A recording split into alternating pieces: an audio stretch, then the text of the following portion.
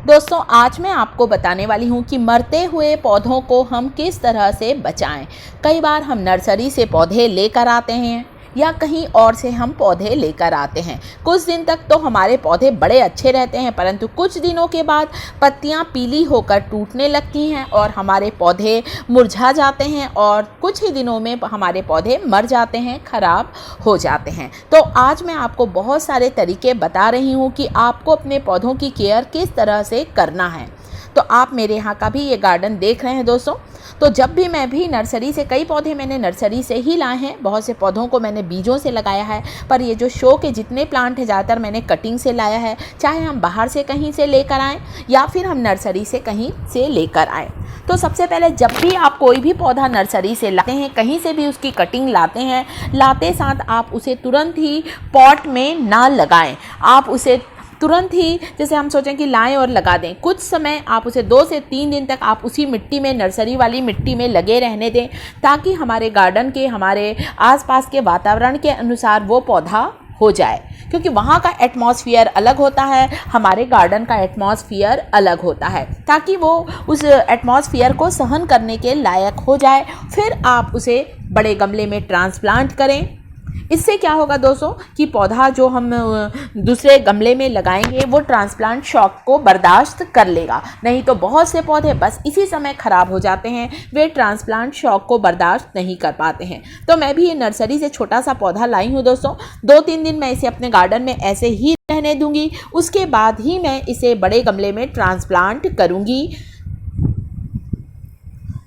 तो इस तरह से यदि आप केयर करेंगे तो आपके जो पौधे हैं, जो आप नए पौधे लगा रहे हैं, वो पौधे खराब नहीं होंगे।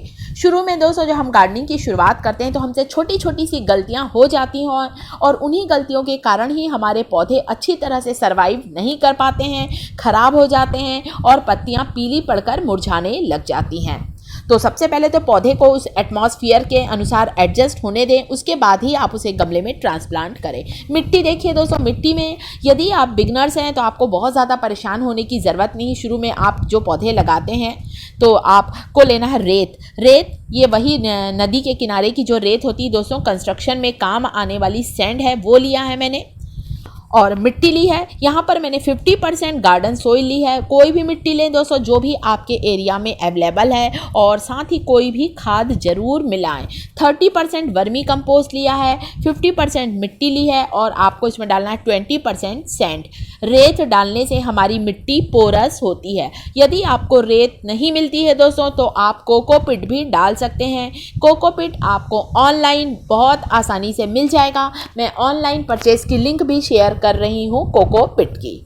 तो तीनों चीज़ को आप आपस में मिक्स कर लें दोस्तों। यदि हमारे गमले की मिट्टी अच्छी होगी, उपजाऊ होगी दोस्तों, तो हमारे पौधे 100% अच्छी तरह से सर्वाइव कर जाएंगे। ग्रोथ अच्छी होगी, फ्लावरिंग भी करेंगे और फ्रूटिंग भी करेंगे। तो रेत, मिट्टी और वर्मी कंपोस्ट को मैंने मिला लिया है। आप इसकी जगह गोबर खाद डाल सकते हैं, रेत की जगह आप कोकोपिट डाल सकते हैं। तो मिट्टी का अच्छा होना बहुत ज़रूरी है दोस्तों, क्योंकि ये कई बार हम मिट्टी वही ले लेते हैं जो हमारे गमले में रहती है और फिर में उसी में दूसरा पौधा लगा लेते हैं। इससे मिट्टी में पोषक तत्वों की कमी हो जाती है और पौधों की ग्रोथ में अंतर आता है। एक गमला तैयार कर लिया, बस ये जो पॉटिंग मिक्सचर तैयार किया है मैंने, सॉइल मिक्सचर जो तैयार किया, वो इस गमले में डालती जा रही हूँ। तो ये बात हो गई दोस्तों कि हर पौधों को मिट्टी की भी ज़रूरत अलग अलग होती है। जैसे कई पौधे ऐसे होते हैं जिन्हें रेतीली मिट्टी अच्छी लगती है, जिसमें सैंड की क्वांटिटी थोड़ी सी ज़्यादा रहे, तो वो पौधे अच्छे से सर्वाइव कर पाते हैं। वेल ड्रेन सोइल कई पौधों को बहुत ही पसंद होती है और कई पौधे ऐसे होते हैं दोस्तों जिन्हें पूरे समय मॉइस्चर चाहिए। तो आज आप देख सकते हैं मेरा भी ये बड़ा गमला है जो टूट गया है, थोड़ा बारिश के कारण, आंधी के कारण गिर गया था, तो ये टूट गया है। जब भी पौधे को एक गमले से दूसरे गमले में शिफ्ट करें, आपके घर में मान लीजिए कोई भी पौधा लगा है और आपको उसे ट्रांसप्लांट करना है, रीपॉट करना है दोस्तों। ट्रांसप्लांट, जब हम छोटे पौधे को बड़े गमले में डालते हैं, लगाते हैं, तो उसे हम बोलते हैं ट्रांसप्लांट करना। रीपॉट, गमले को चेंज करना। ये गमला मेरा टूट गया है। कई बार हमारा गमला छोटा होता है और हमारा पौधा अच्छा बड़ा हो जाता है और हमें उसे बड़े गमले में शिफ्ट करना होता है, तो इसे हम बोलते हैं दोस्तों कि हम पौधे को रीपॉटिंग कर रहे हैं, दूसरे पॉट में शिफ्ट कर रहे हैं। तो मैंने भी इस गमले को, देखिए आप, बहुत दिनों पुराना है तो जड़ें बिल्कुल गहराई में अंदर जा चुकी हैं। यहाँ पर ये वन तुलसी है दोस्तों, जिसे मरवा भी कहा जाता है। और जो ऑफिस फ्लावर होता है उसकी भी कुछ डंडियाँ मैंने ऐसी मरवा के पास लगा दिया था, वन तुलसी के पास, जो कि आज फैलते फैलते इतना ज़्यादा बढ़ गया है। शाम का समय है, आप देख सकते हैं, इसलिए मैं आपको ये शूटिंग में दिखा रही हूँ। कभी भी सनलाइट में आप पौधों को ट्रांसप्लांट ना करें, नहीं तो पौधों की रूट में यदि तेज धूप लगती है, हैवी सनलाइट लगती है, तो हमारे पौधे ठीक तरह से जी नहीं पाते हैं, वे खराब हो जाते हैं, मुरझा जाते हैं। तो जो मैंने मिट्टी का सोइल मिक्सचर प्रिपेयर किया है, बस वही इस नए गमले पे डाल दिया। इस समय मैंने थोड़ा सीमेंट का गमला लिया है, थोड़ा मजबूत भी होता है दोस्तों, क्योंकि सभी कुछ टेरेस पर रखा है तो कई बार बहुत तेज आंधी से भी गमले गिर जाते हैं।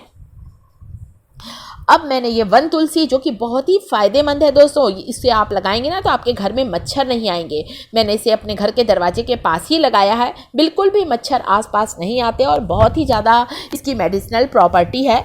तो इसका जो गमला मेरा पूरा टूट गया था, ज़्यादा दिन उसमें रखने से ये ख़राब हो जाता, तो अब मैंने इसे दूसरे गमले में ट्रांसप्लांट कर दिया है। शाम के समय करें दोस्तों, और बस पहले मिट्टी सब तैयार कर लें, उसके बाद ही पौधों की जड़ को निकालें। कई बार जड़ में ज़्यादा हवा लग जाती है तो भी हमारे पौधे ठीक तरह से जी नहीं पाते हैं।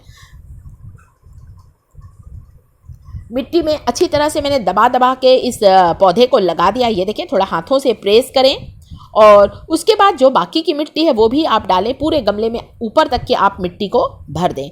2 से 4 दिन अब आप इसे शेड में रखें, क्योंकि अभी अभी हमने इसे ट्रांसप्लांट किया है दोस्तों।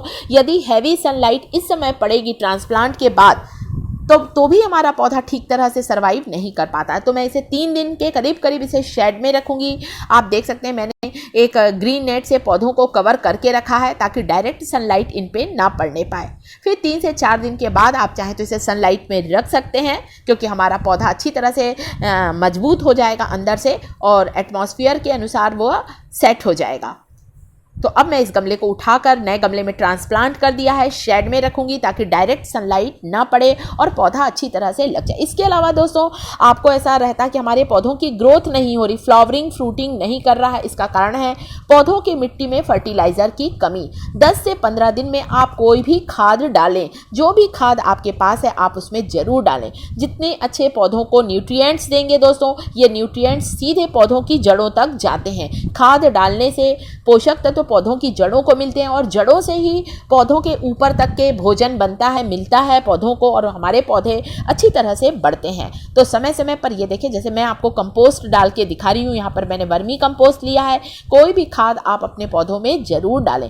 ओवर वाटरिंग ना करें, बहुत ज़्यादा पानी से पौधों की जड़ें सड़ जाती हैं और हमारे पौधे खराब हो जाते हैं। तो पौधों को, प्लांट्स को अच्छी तरह से समझने के लिए आपको बाय हार्ट प्लांट से जुड़ना होगा, तभी आपके प्लांट अच्छे चलेंगे, अच्छी तरह से सर्वाइव करेंगे। वीडियो अच्छा लगा हो तो वीडियो को लाइक करें, साथ ही मेरे चैनल टिप्स थिएटर को सब्सक्राइब जरूर करें। Thank you for watching my video.